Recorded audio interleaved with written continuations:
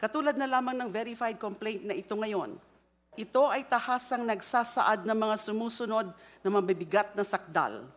Una, the revised president committed culpable violation of the Constitution and betrayed the public trust by committing plunder and or malversation, graft and corruption, and other high crimes sa umano'y pag-amas at pag-convert ng hindi bababa sa 500 million pesos mula sa confidential funds ng Office of the Vice President para sa 2022 at 2023. Hindi maliit na halaga ang kalahating bilyong piso. Hindi ito simpleng administrative lapse. Ito ay pondo ng taong bayan. Ikalawa, that she committed culpable violation of the Constitution and betrayed the public trust sa umano'y pagkamkam at pag-convert ng hindi bababa sa 112,500,000 mula sa confidential funds ng Department of Education noong 2023 in her concurrent capacity as DepEd Secretary. Ang pondo para sa edukasyon, para sa mga bata, para sa kinabukasan, ay hindi maaaring mabalot ng pagdududa at kakulangan at mga questionableng dokumentasyon. Ikatlo, that she committed culpable violation of the Constitution and betrayed the public trust by corrupting and bribing officials of the Department of Education.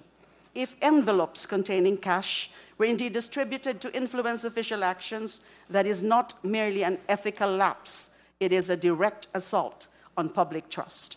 Ikaapat, that she committed culpable violation of the Constitution, betrayed the public trust, and committed high crimes in contracting to murder or assassinate the President, the First Lady, and the former Speaker of the House.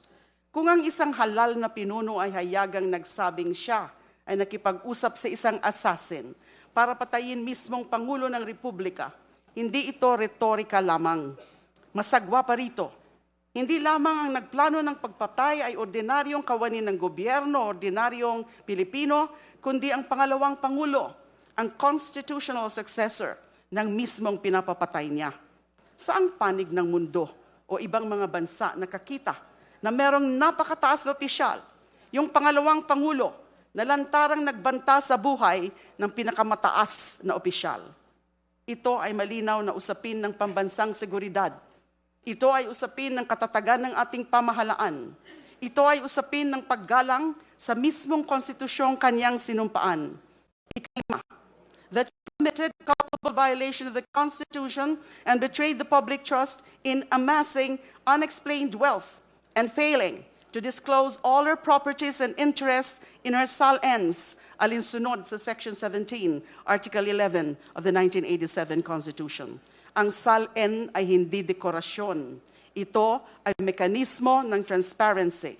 Kapag may malaking pagtaas ng yaman na hindi maipaliwanag ng sapat, at kapag may mga nakatagong yaman tungkulin ng institusyon na siyasatin ito.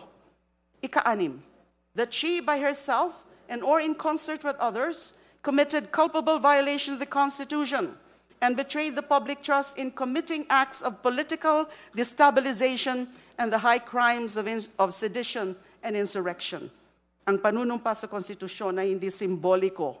Ito ay panata ng katapatan sa Republika.